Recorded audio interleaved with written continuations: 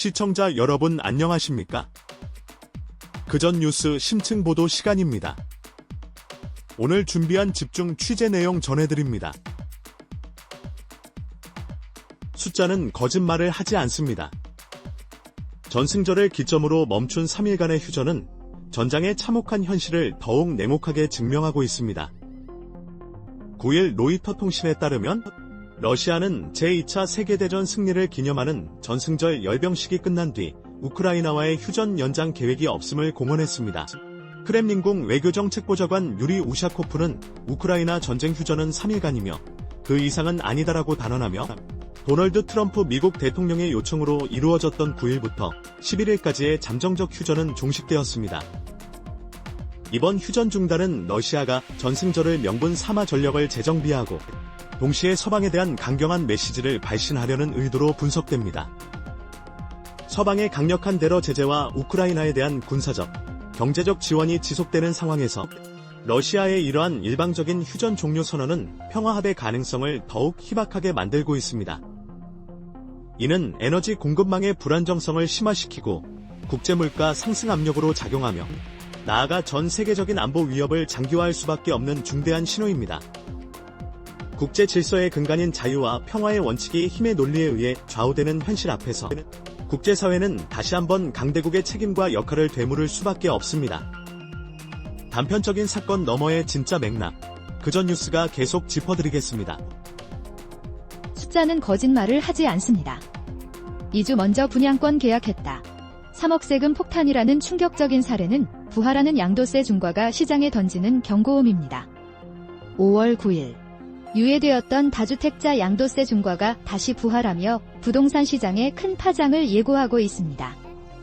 매일경제 보도에 따르면 동일한 주택을 같은 가격에 팔아도 세금 부담이 2배로 늘어나고 보유만 하고 있어도 종합부동산세 부담이 가중되는 상황에 직면하게 됩니다.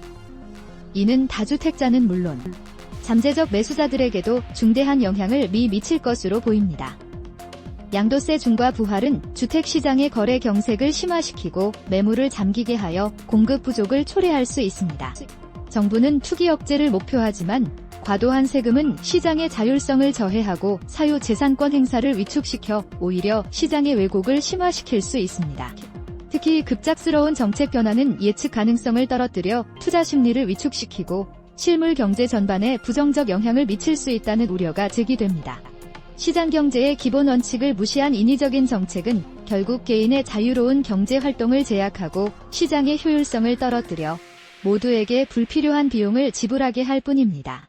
흔들리지 않는 기준과 팩트, 저희 채널을 구독하시고 지켜봐 주십시오. 숫자는 거짓말을 하지 않습니다.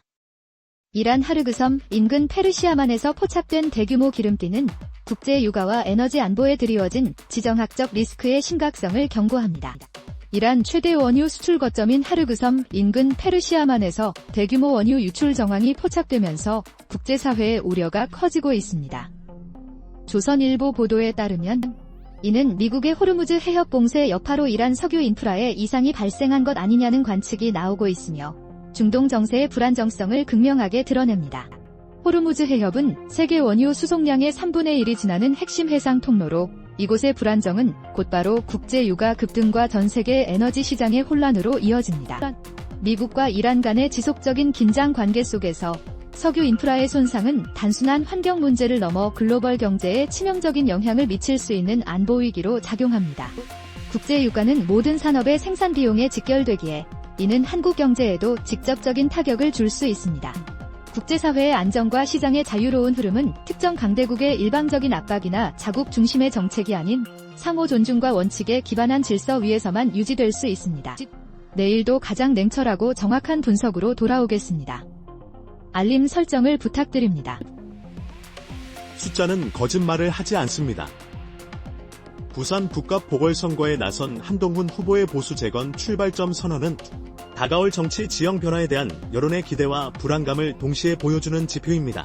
부산 북갑 국회의원 보궐선거에 출마한 무소속 한동훈 후보가 저의 승리가 이재명 정권의 독주를 견제하고 보수를 재건하며 나라를 바로 세우는 출발점이 될 것이라고 선언하며 정치적 존재감을 분명히 했습니다. 그의 이번 출마는 단순한 지역구 선거를 넘어 차기 대권 주자로서의 행보를 공식화하는 의미로 해석되고 있습니다. 이번 선거 결과는 향후 보수 정치의 재편 방향과 이재명 정부에 대한 견제 구도에 결정적인 영향을 미칠 것입니다. 한동훈 후보는 보수 세력의 구심점 역할을 자임하며 무너진 보수 이념과 가치를 재정립하려는 움직임을 보이고 있습니다. 그러나 보수 재건이 단순히 특정 인물의 등장이 아닌 시대 정신과 국민의 신뢰를 바탕으로 한 근본적인 변화여야 한다는 과제 또한 안고 있습니다. 민주주의의 건전한 작동을 위해 건강한 보수 세력의 재건은 필수적이지만 그 과정은 오직 자유민주주의와 법치, 공정이라는 기본 원칙에 대한 확고한 신념과 개인의 책임 있는 자세를 통해 이뤄져야 할 것입니다. 단편적인 사건 너머의 진짜 맥락, 그전 뉴스가 계속 짚어드리겠습니다. 오늘 준비한 심층 소식은 여기까지입니다.